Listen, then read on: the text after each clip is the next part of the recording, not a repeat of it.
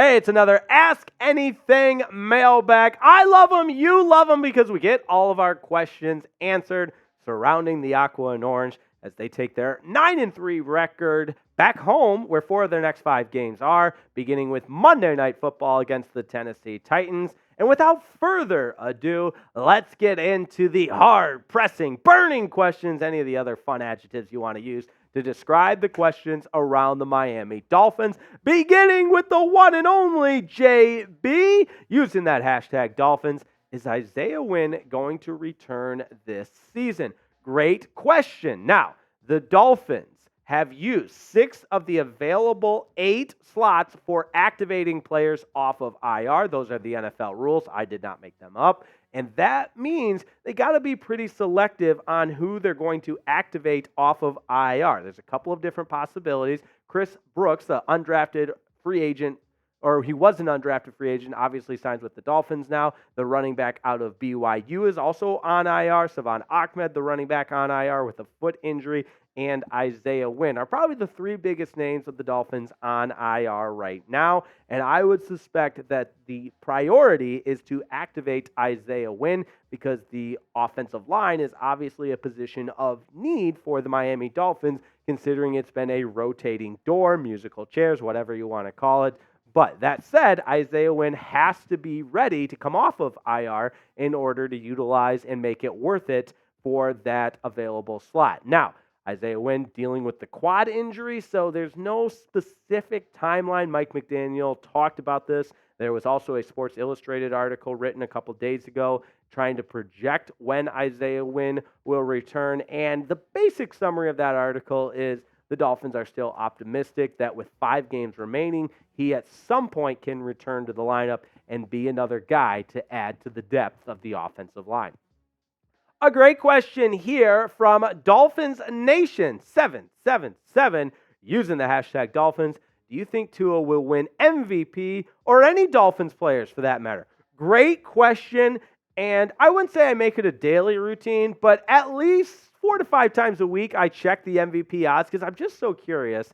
And when I saw Tua Tagovailoa had the 5th best odds, I kind of shook my head, or as the youth say, SMH. I was shaking my head. The fact that there are players like, and no disrespect to those players, I just think Tua has a better resume for MVP than guys like Jalen Hurts. Obviously, the Eagles are off to a great start, but I think Tua is, by definition of the word, a more valuable player to the offense. And Brock Purdy's up there as well, guys like Patrick Mahomes. And you look at the numbers, like Tua's doing some amazing things. Now, that said, Tyreek Hill also has quite the claim to be in the MVP discussion, and his odds are even further down there. There's a lot of quarterbacks ahead of him because, right, wrong, or indifferent, the MVP has kind of turned into a quarterback award, and it also goes to, typically, it goes to the team that gets a number 1 or a number 2 seed. It goes to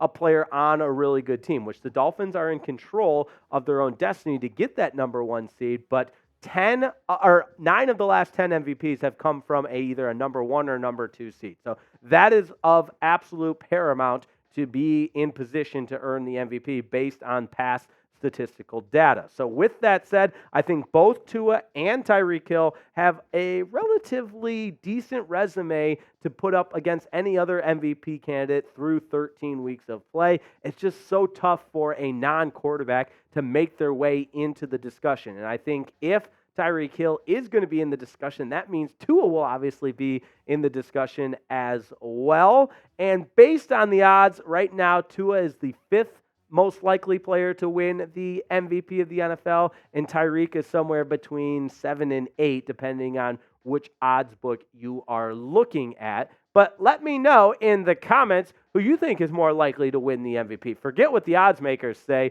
Who do you think the MVP from the Dolphins should be? Type Tua or type Cheetah for Tyreek Hill? I think they both have great cases to be considered for the NFL's most valuable player.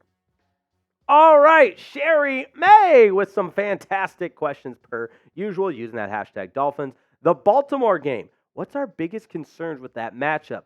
It's the only game left on the schedule I can't get off my mind. Sherry May, lots to unpack here. It's actually the only road game left for the Dolphins, so that's interesting. And obviously, the Ravens have been really, really good this year and really, really good at home. They have the quarterback, Lamar Jackson, that makes it so hard to game plan for. They're a little bit banged up, though. Losing the tight end, Mark Andrews, for the remainder of the season is certainly a big deal, but the Ravens have a complete football team on both sides of the ball, especially when you go on the road in Baltimore, hostile environment. There's a lot at stake. I think it's going to come down to the Dolphins and Ravens, and you could throw in the Chiefs there as well, just one game back.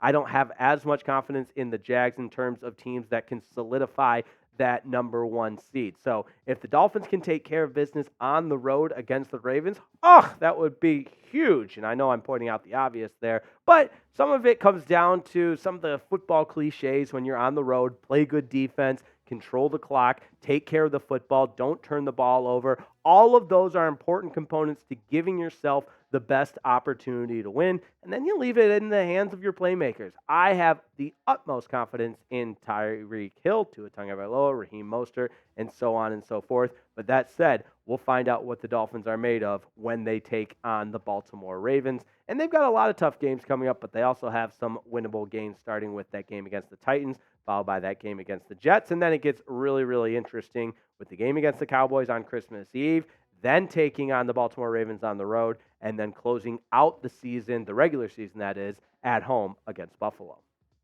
Got to give a huge shout out to today's presenting sponsor, and that is Prize Picks. You got to go to prizepicks.com/CLNS and see for yourself how much fun it is to play Prize Picks, the most exciting way to play daily fantasy sports. I do it for every single Dolphins game because it's so fun. I also mix in a little NBA, and Prize Picks is so convenient and flexible. You can do both NBA and NFL, NHL, the whole 9 yards at prizepicks.com/CLNS. That's where we've got a $100 deposit match waiting for you. And instead of the team fantasy thing, you've probably already been eliminated from your fantasy football playoffs.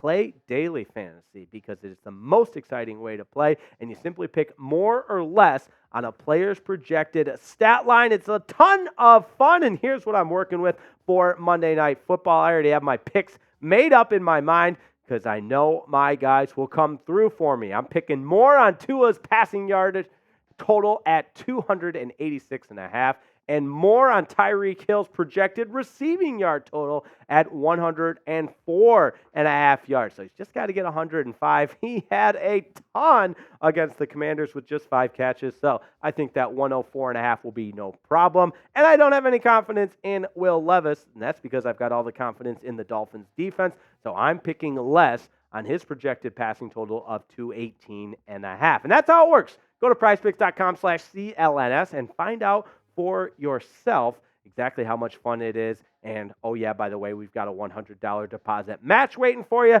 because we love you and we care about you. And we'll also put that link in the description of today's video. But one more time, just in case you got the pencil out ready to write this down on a piece of paper, it's prizepicks.com/CLNS. Kelly Hutchinson. Shout out to Kelly, a longtime Dolphins Today subscriber and supporter. We appreciate that. Dolphins is the hashtag. Are we going to give JPP a chance? Great question. So the Dolphins signed Jason Pierre-Paul. That was also featured in the Hard Knocks episode. And he's a proven guy that's won 2 Super Bowls, one with the Giants and one with the Buccaneers. He has nearly 100 sacks to his NFL resume, a guy that's gotten it done year in and year out. Now, the acclimation process, I think, takes a little bit of time, especially when you consider Vic Fangio, the defensive genius, the wizard, the defensive coordinator. His system is a little bit more complex than most. So give JPP some time to learn the defense. But in the meantime, I think we got to give a lot of kudos to Andrew Van Ginkel and the Dolphins' defensive pass rush because, again, in that game against the Commanders, they bothered Sam Howell, and they proved how good and how much prowess they can show on the defensive side. So I'm also excited to see JPP in action. He was suited up for the game against the Commanders, but did not find his way into the game. But I also think we got to be patient here. We have really good players in play. Zach Sealer had another great game, and I know they don't play the exact same position, but what Raekwon Davis is doing, and even more so what Christian Wilkins is doing, combined with Zach Sealer, the production is there. And at the end of the day, it's a results-oriented business. And if the guys are getting it done, obviously there's no need to put in somebody new. That said, I'm excited to see JPP in a role where he's providing some depth, and I think it will be sooner rather than later. So definitely something to keep your eye on. Grayson Wallen, how are you? Thanks for the question here. What's your biggest concern for the Dolphins going into the playoffs?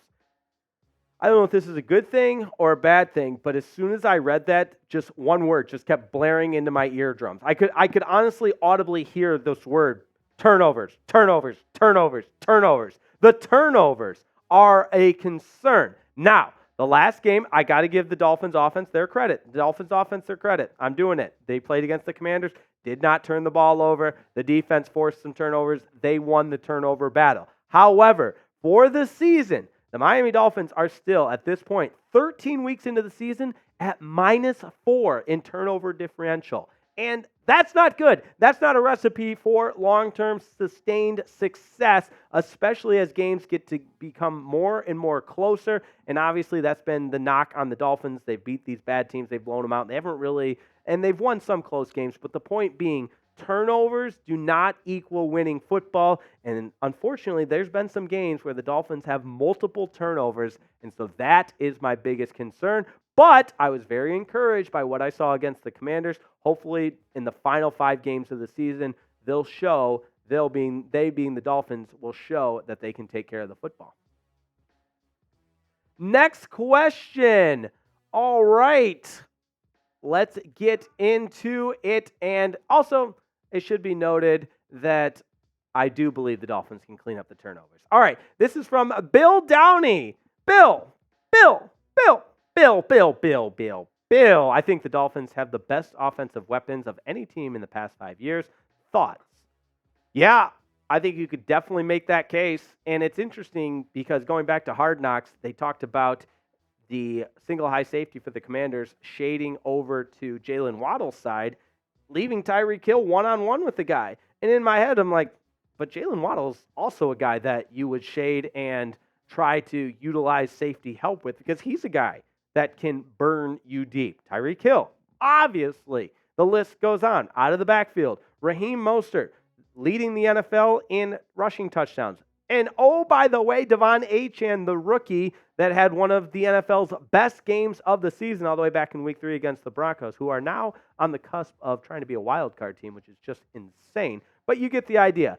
Player after player after player can beat you for this Dolphins offense. And I do think they've earned that nickname, the greatest show on surf. The numbers certainly back it up. They are the best rushing team, the best passing team, the most yards per game, and just a couple of decimal points away from having the best scoring offense, something they've had for the majority of the season. The Cowboys currently passed them, but you get the idea.